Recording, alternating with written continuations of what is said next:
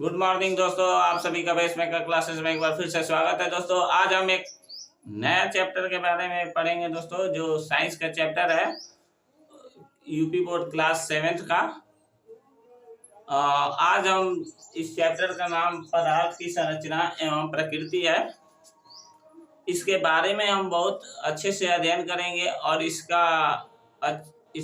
बारे में हम अच्छे से पढ़ेंगे भी और इसके क्वेश्चन आंसर भी करेंगे। तो इस चैप्टर का समझने के लिए पूरा वीडियो अंत तक जरूर देखिए दोस्तों। तो चलिए दोस्तों वीडियो को शुरू करते हैं, और अगर यह वीडियो आपको पसंद आए तो आप लाइक शेयर और सब्सक्राइब करना ना भूलें। तो चलिए हम पहले समझ लेते हैं कि पदार्थ क्या होता है। तो देखिए दोस्तों, पदार्थ जो है हमारे आसपास की जितनी भी सारी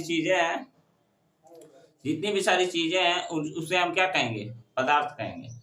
तो पदार्थ जैसे अब एग्जाम्पल ले सकते हैं, टेबल, कुर्सी, मेज, जितनी भी चीजें, पेन, ये सभी चीजें क्या हैं? पदार्थ हैं। देखिए, हम पदार्थ उसे भी कह सकते हैं जिन्हें हम देख सकते हैं और जिन्हें हम छू सकते हैं, तो उन्हें भी हम क्या कहेंगे? पदार्थ कहेंगे। तो अब एग्जाम्पल हो जाएगा लोहा, तांबा, वायु, जितनी भी चीजें हैं वो क्या कहलाएंगी? पदार्थ कहलाएंगी। तो पदार्थ को एक रूप से साइंस की भाषा में अगर हम परिभाषित करना चाहें तो परिभाषित कर सकते हैं। तो अब देखिए दोस्तों, पदार्थ किसे कहते हैं? पदार्थ वह है जो स्थान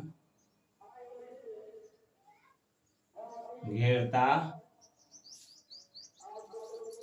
है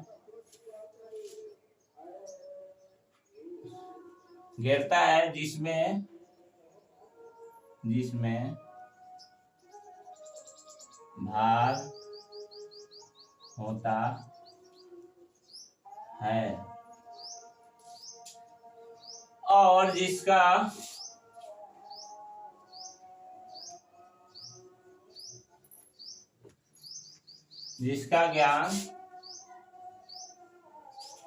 ज्ञान हम अपनी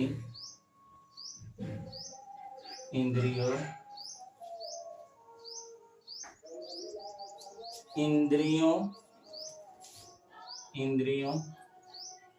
द्वारा कर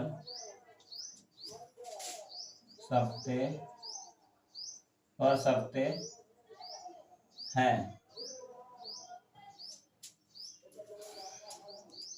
आपको समझ में आ रहा होगा दोस्तों कि पदार्थ, देखिए दोस्तों, पदार्थ वह है जो स्थान घेरता है और जिसमें कुछ ना कुछ भार होता है।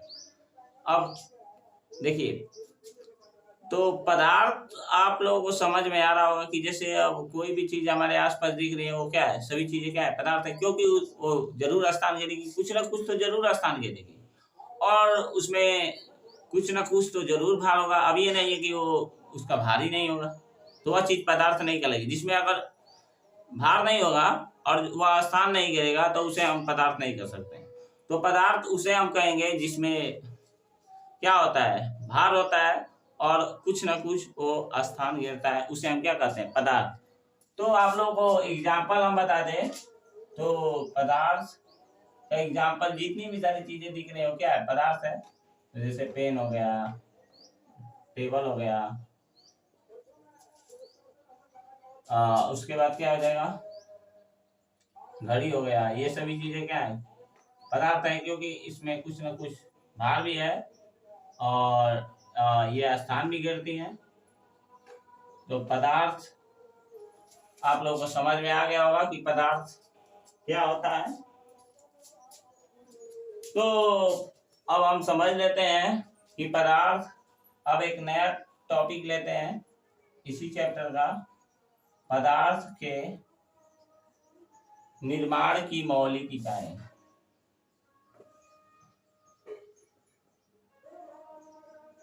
निर्माण की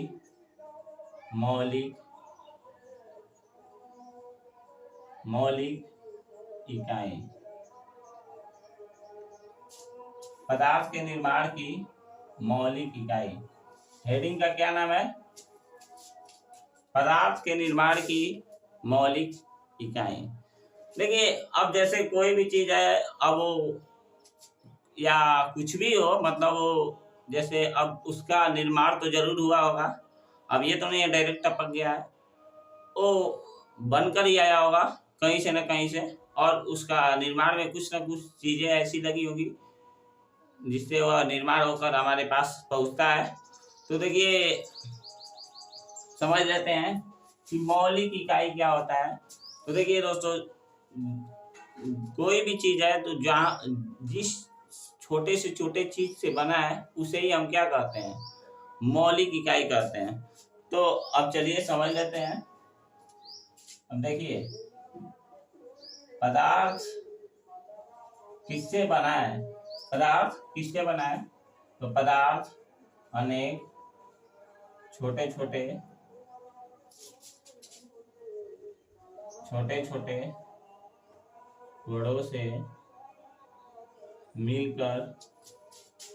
कणों से मिलकर बना है।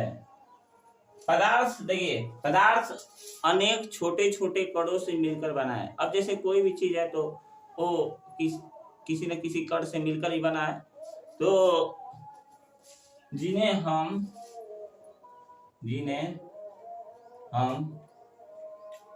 अपनी इंद्रियों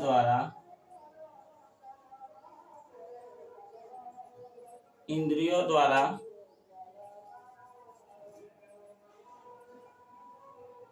अनुभव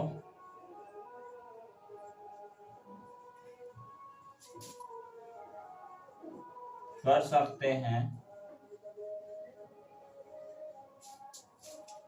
तथा जिन्हें हम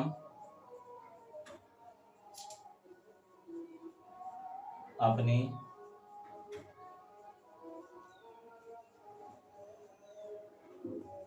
आंखों से नहीं देख सकते हैं, उन्हें हम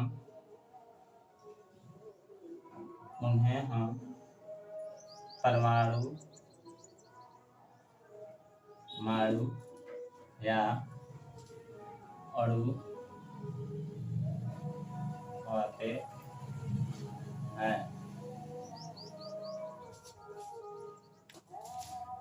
अब देखिए अब समझ लीजिए पदार्थ किसे कहते हैं। देखिए पदार्थ अनेक छोटे छोटे कणों से मिलकर बना है जिन्हें हम अपनी इंद्रियों द्वारा अनुभव कर सकते हैं। देखिए इंद्रिया, आप लोग को पता ही होगा कि इंद्रिया, अब इतने भी छोटे नहीं है कि आप लोग को इंद्रियों के बारे में जानकारी ना हो। तो इंद्रिया कितनी होती है? 5 होती है। अब ये तो बताने की जरूरत नहीं है कि 5 कौन कौन इंद्रिया होती है। तो देखिए जिन्हें हम अपनी आंखों से नहीं देख सकते हैं, मतलब पदार्थ के जो छोटे छोटे कण हैं जिससे वह मिलकर बना है, उन्हें हम अपनी आंखों से क्या नहीं देख सकते हैं, उन्हें हम क्या कहेंगे? परमाणु या अणु कहेंगे। तो आगे हम समझ लेते हैं कि परमाणु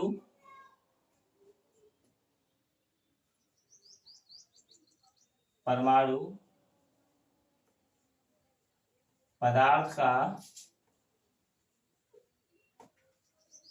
वह सूक्ष्मतम कण है जो स्वतंत्र अवस्था में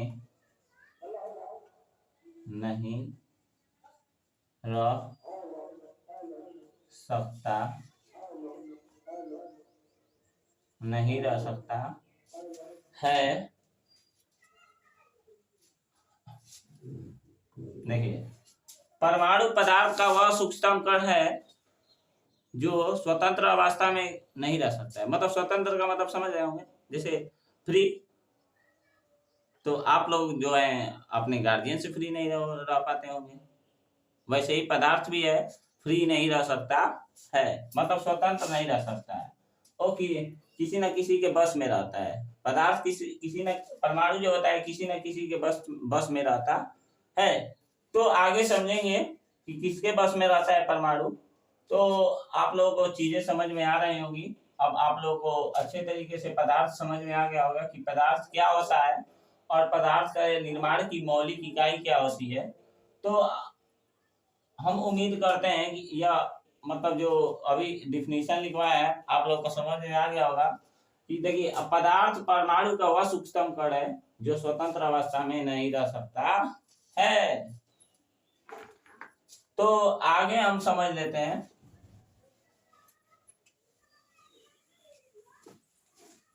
उसके बाद हम इसके आगे कल पढ़ेंगे, लेकिन एक टॉपिक और बचा हुआ है जिसके बारे में हम समझ लेते हैं। नया स्टार देके हेडिंग बनाइएगा। अब समझिए, जब दो या दो से अधिक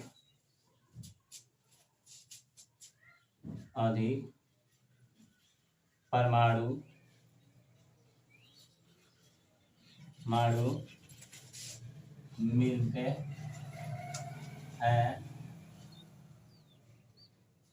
मिलते हैं तो वह अणु का निर्माण करते हैं। अब देखिए, अणु क्या होता है। जब दो या दो से अधिक परमाणु मिलकर संयोग करते हैं तो उसे क्या कहेंगे, हम अणु कहेंगे। तो उसी से अणु का निर्माण होता है, किससे, परमाणु से। तो मतलब जब दो या दो से अधिक परमाणु मिलेंगे तब।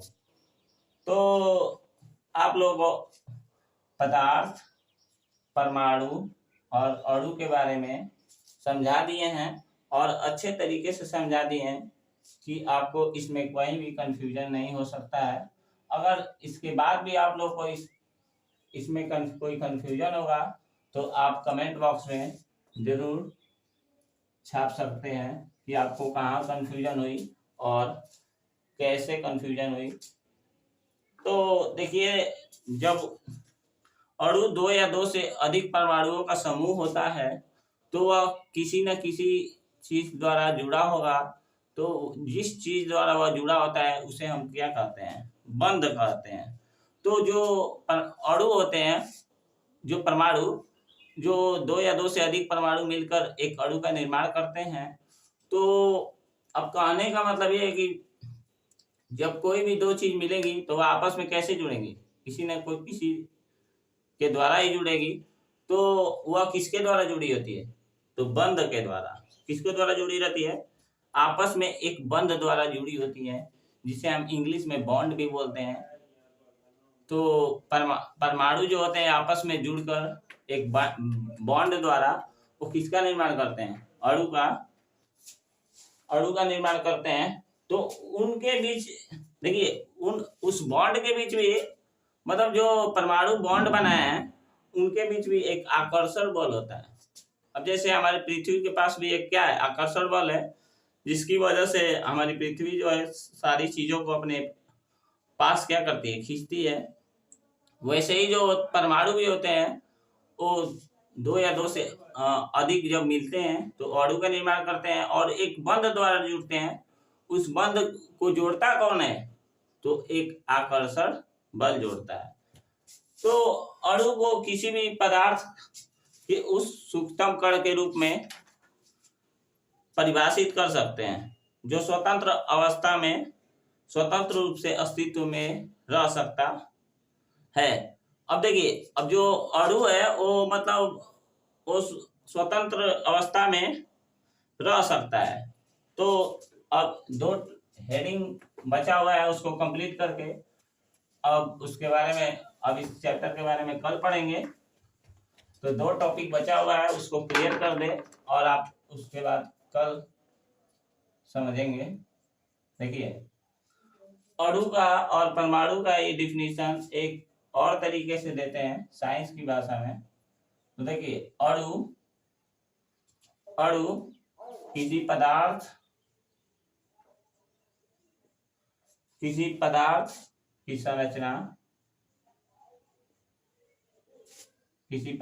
संरचना,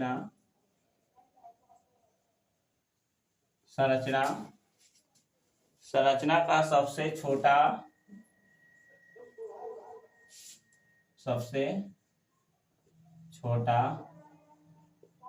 कण है, जो स्वतंत्र अवस्था में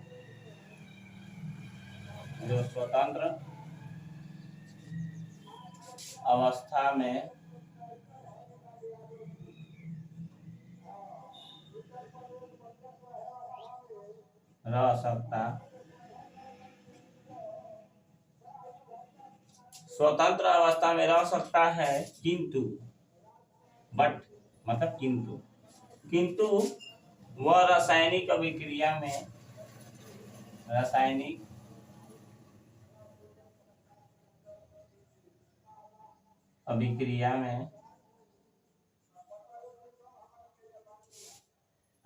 में भाग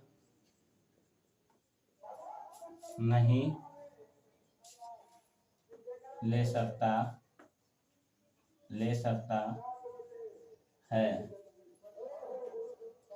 देखिए, अणु किसी पदार्थ की संरचना का मतलब, संरचना मतलब क्या, उसका निर्माण। तो मतलब संरचना मतलब उसका स्ट्रक्चर, मतलब वो कैसा है, कैसा उसका एरिया है, वो जो भी चीजें हैं। तो सबसे छोटा कण है, मतलब अब जहां से उसका प्रारंभ हुआ है, मतलब उस सबसे छोटा कण जो स्वतंत्र अवस्था में तो रह सकता है, मतलब फ्री तो रह सकता है, किंतु वह रासायनिक अभिक्रिया में भाग नहीं ले सकता। देखिए, रासायनिक अभिक्रिया क्या होती है। देखिए, अब जैसे कोई भी चीज मिलेगी तो वो आपस में जुड़ेंगी, तो कुछ ना कुछ उनके बीच होगा, तो उसे क्या कहते हैं, रासायनिक अभिक्रिया, मतलब केमिकल रिएक्शन इंग्लिश में बोलते हैं। तो आप लोग अब समझ ही रहे होंगे कि केमिकल रिएक्शन क्या होता है। अब इतना बताने की जरूरत नहीं है कि केमिकल रिएक्शन क्या होता है। जब कोई भी 2 चीज जुड़ेगी आपस में, तो कुछ ना कुछ तो होगा ही। आप लोग को समझ में आ रहा होगा कि हम क्या कहना चाहते हैं। तो अगला चीज समझ लेते हैं कि परमाणु क्या होता है। परमाणु पदार्थ का सूक्ष्मतम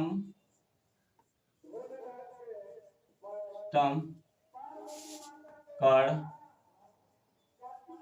है। परमाणु पदार्थ का सूक्ष्मतम कण है, जो स्वतंत्र अवस्था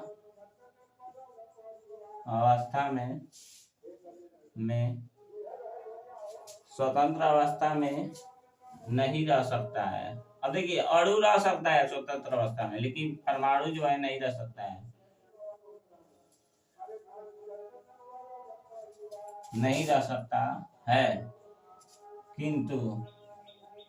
किंतु आया ना, तो किंतु रासायनिक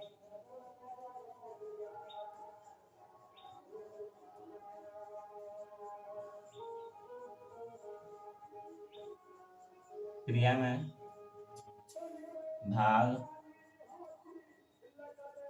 ले सकता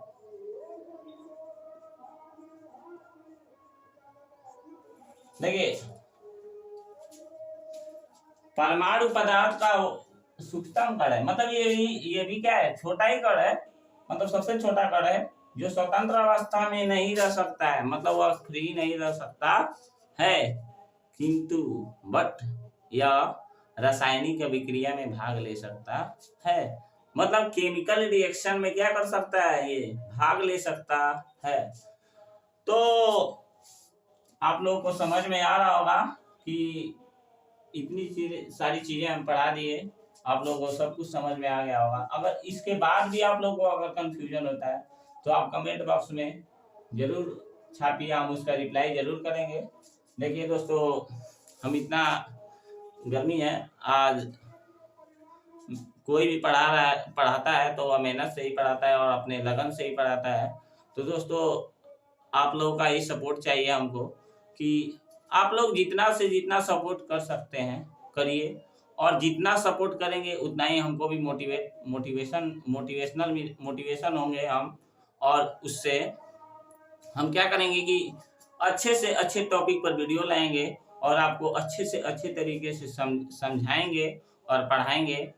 तो दोस्तों, आप लोग का ये सपोर्ट हमारा मतलब हम आगे अच्छे से अच्छे वीडियो लाकर आपको हम ज्ञान दें।